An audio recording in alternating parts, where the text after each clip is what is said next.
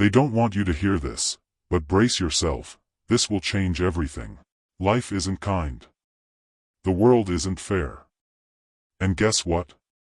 That's your advantage.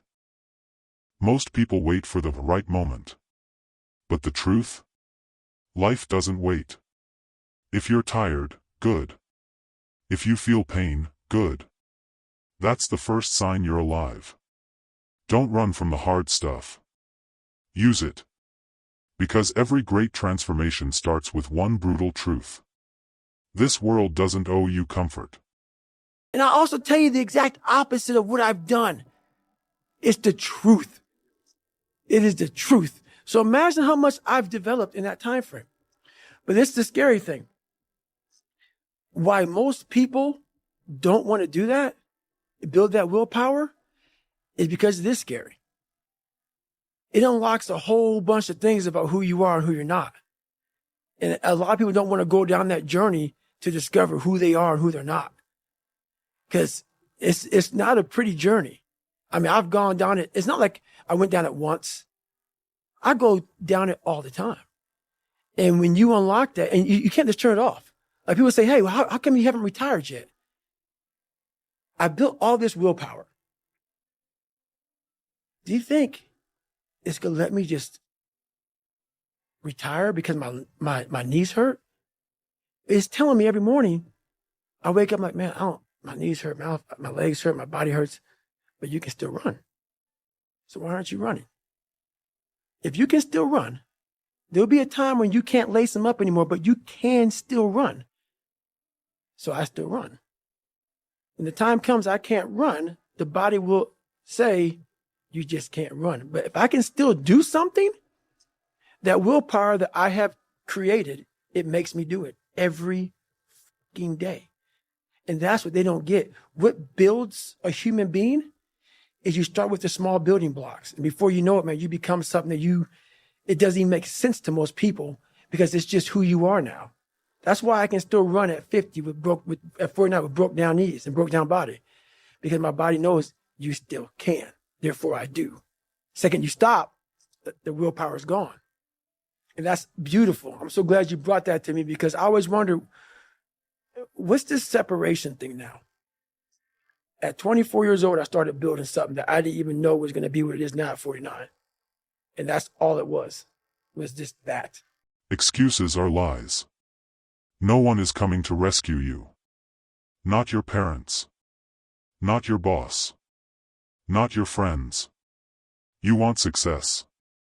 Then stop blaming life and get to work. Because every second you waste is stolen from the person you could become. I didn't teach myself victory first. I taught myself how to fail. When you're 300 pounds and you can't read and write and you're fucked up, you know how many times you're going to fucking fail on that process? So if you don't know how to fail, there is no victory. Most of this generation quits the second they get talked to. You did this wrong, or they get yelled at. It's so easy to be great nowadays because everybody else most people are weak. This is a softened generation. So if you have any mental toughness, any ability, if you have any fraction of self-discipline, the ability to not want to do it, but still do it. People have a hard thing to understand. I hate to run. And what makes me so crazy, it doesn't anymore, is people go, well, why do you run if you hate it? What are you talking about? If you can get through to doing things that you hate to do. This game is mental. Strength is forged in the fire of your own limits. Most people fold when it hurts. But not you. You're not here to survive. You're here to dominate. Discipline is built one painful choice at a time. When you're doubtful, say you're trapped, you ask yourself, well, why am I trapped?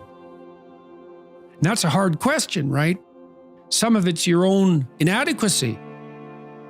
You ask yourself, you sit on the bed and say, okay, man, I'm ready to learn something. Like, what's one thing I'm doing wrong that I know I'm doing wrong, that I could fix, that I would fix? It's like, you meditate on that, you'll get an answer. And it won't be one you want, but it'll be the necessary one. We kind of experience life as if we're tossed into it. You're male and not female. You're Hindu and not Christian. You're tall and not short. You have an arbitrary range of talents and an arbitrary range of limitations, none of which, in some sense, you chose. It's the cards you're dealt. Now, some of those are cards of privilege. Now, maybe you're born intelligent. Maybe you're born symmetrical. Maybe you're born healthy. Maybe you're born into a culture where it's much easier not to be absolutely deprived. And so, all of that, in some sense, is unearned. Now, the way you pay for your privilege is with your virtue.